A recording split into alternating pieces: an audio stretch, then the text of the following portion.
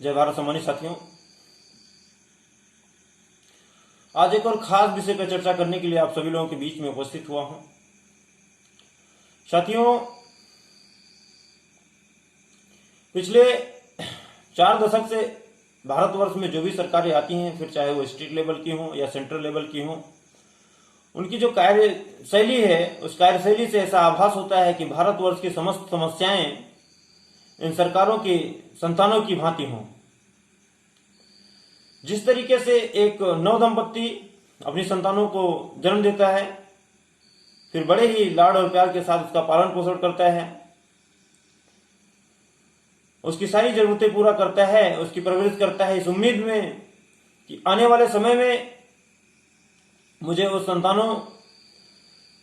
के माध्यम से एक ताकत मिलेगी, वो हमारी सारी जरूरतें पूरी करेगा। इसी क्रम में भारत वर्ष की जो सरकारें हैं, वो भी जो भारतवर्ष की तमाम विभिन्न समस्याएं हैं, इन समस्याओं को अपना संतान मानते हुए उसका पालन पोषण करती हैं और ये उम्मीद करती हैं कि जब भी सरकार का पुनर्गठन होगा तो कुछ वोट मुझे बेरोजगारी नामक संतान से मिलेगा, तो कुछ वोट मुझे करप्शन नामक संतान से इकट्ठा हो जाएगा। और ऐसा मैं इसलिए कह रहा हूं साथियों कि हाल फिलहाल में वर्तमान सरकार द्वारा लिए गए कुछ निर्णय, एक तरफ जहां पे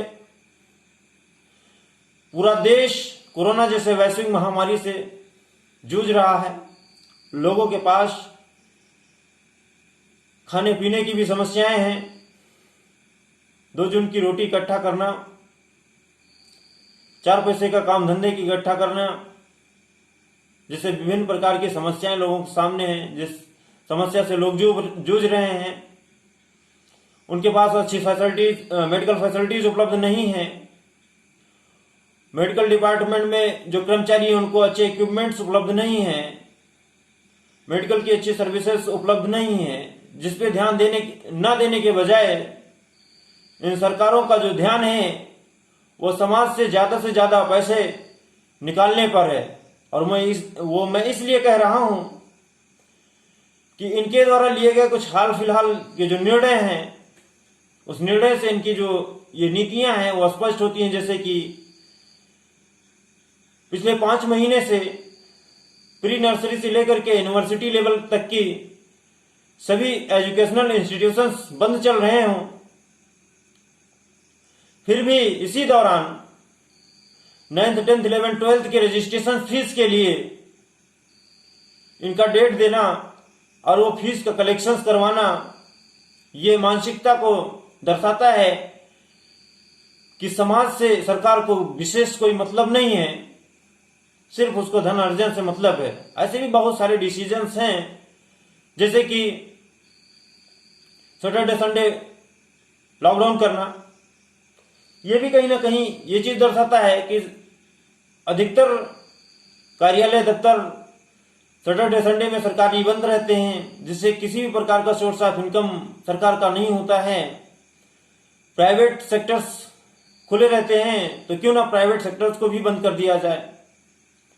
या सैटरडे संडे में शराब का बिक्री करवाना भी ये कहीं ना कहीं जो है धनार्जन का नीति ही शो करता है सरकार की। और इससे बढ़कर की बहुत सारी बातें, जैसे कि आज वर्तमान भारत में लाखों की तादाद में ट्रेंड अध्यापकगण बैठे हुए हैं, जो वेल एजुकेटेड एलिजिबल टीचर्स होने के बाद भी उनके पास ऐसा कोई प्लेटफॉर्म तैयार करके नहीं दिया जाता है जिसके माध्यम से वो पठन पाठन का कार्यक्रम शुरू करें। फिर भी इतने लाइसेंस होल्डर बेरोजगार पैदा करने के बाद भी एक नया बैच लाइसेंस होल्डर का जो है बेरोजगार का बनाने के लिए काउंसलिंग जारी कर दी जाती है, जिसका बीएड काउंसलिंग, और बीएड काउंसलिंग में लाखों रुपए की जो इनकम है सरकार की वो हो जाएगी, उसके बाद क्लास तो चलना नहीं है, वो सारी चीजें पोस्टपोन कर दी जाएंगी। इससे ये साफ जाहिर होता है that is the purpose of income. ये इनकम का ही उद्देश्य है सरकार का, इनकम की मंशा है, इनकम की नीतियां हैं। और मैं ये नहीं जानता हूं या नहीं समझ पाता हूं कि जब सरकार के पास इन बीएड होल्डर या बीटीसी होल्डर्स के पठन पाठन से रिलेटेड कोई प्लेटफॉर्म्स उपलब्ध नहीं है, तो क्यों इस तरीके के कोर्सेज को लॉन्च करते हैं। मुझे तो ऐसा लगता है ये सारी चीजें केवल और केवल धन अर्जन के लिए किया जाता है। ऐसे टीचिंग डिपार्टमेंट ही नहीं बल्कि बहुत सारे ऐसे डिपार्टमेंट हैं, जैसे कि आप यूनिवर्सिटी लेवल के कोर्सेज में चले जाइए, तो जब आपके पास आईटी इंडस्ट्रीज नहीं है,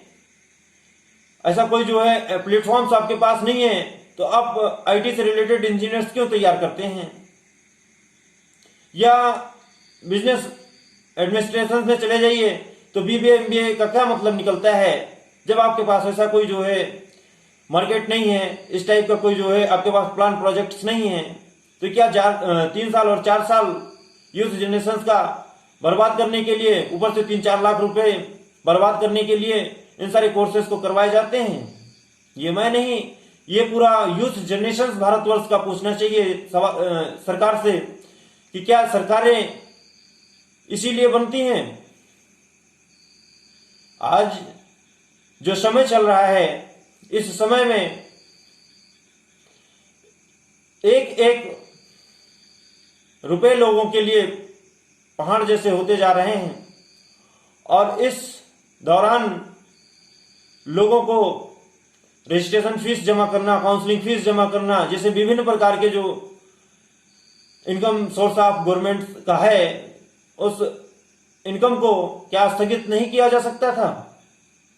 ऐसे विभिन्न प्रकार के जो डिसीजंस हैं वो ये सरकार की मंशा को जाहिर करते हैं कि सरकार की जो मंशा होती है वो सिर्फ इनकम जनरेट करने की होती है। बाकी समाज की बात करें तो समाज से सिर्फ वोट लेने की मंशा होती है, बाकी समाज पे राज करना ये एक तरीके का मूल जो है मेथड होता है सरकारों का। जैसे